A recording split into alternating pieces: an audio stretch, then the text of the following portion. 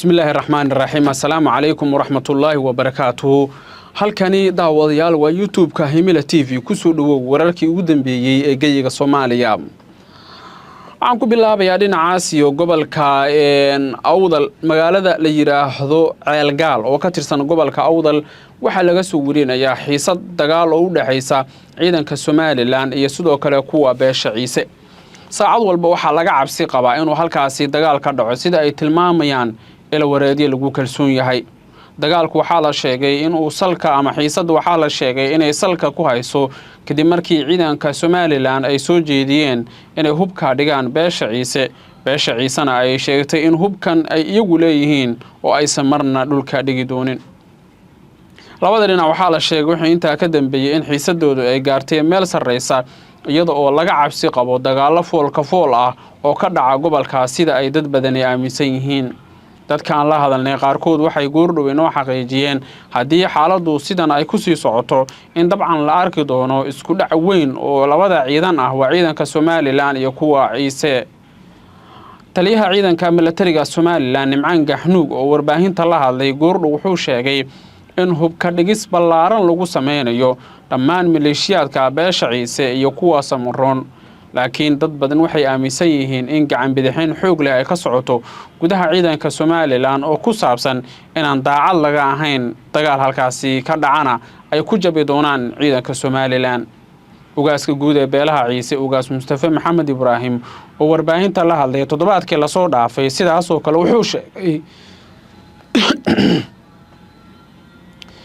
kale wuxuu sheegay inaan loo dul qaadan doonin dulmi uu sheegay inuu ka imaanayo dhinaca ciidanka Somaliland isagoo sheegay in gobolka Awdal loo siman yahay oo aysan cidna gaar u sheegan karin odayaasha dhaqanka beesha Samaroon oo dhinaca kale iyaguna warbaahinta kula hadlay magaalada Boorama ayaa waxa ay ka dhawaajiyeen inay xilligan diyaar u yihiin wada hadal iyo wada xaajood haddii la rabo in si sax ah loo wajaho xaaladda gobolka odayaashu waxay sheegeen in loo baahan yahay in xal waara laga gaaro xiisadda labada dhinac oo ay dad badan aaminsan yihiin inay dabada ka riixayaan gacmo shisheeye dadku waxay leeyihiin haddii la rabo in xal rasmi ah la gaaro waa in ciidanka Somaliland ay dhexdhexaad ka noqdaan colaadda la sheegay inay ku soo laalaabatay gobolka oo ay dad badan aaminsan yihiin inay colaadaasi gobolka gelin doonto xaalad hubanta la'aan ah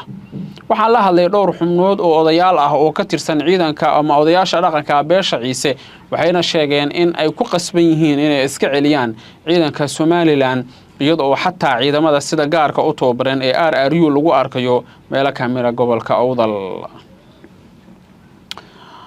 markana qodobadeena kale gobolka Sanaag wararka laga helay waxay tilmaamayaan in dhaqdhaqaaq ciidan oo xoogan laga dareemayo magaalada la yiraahdo Cerigaabo oo ka tirsan gobolka Sanaag xarunta gobolka Sanaagna ah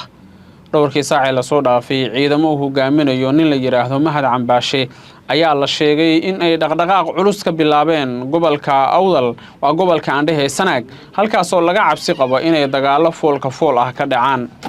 rag saraakiil ah oo ka tirsan ciidanka Somaliland waxay tilmaameen inaysan xilligan iyagu u tafaxaydaneen inay dagaal la galaan ciidanka maamulka waqooyi bari laakiin haddii laga fursan waayo xabadda ay ridi doonaan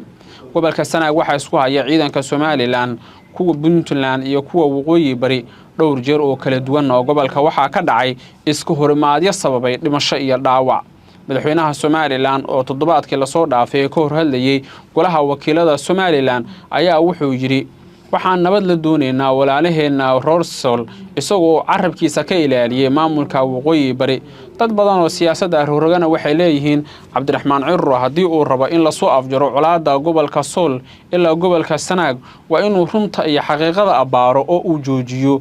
lexleexashada isagoo inkiraya maamulka fadhigiisu yahay magaalada Laascaanood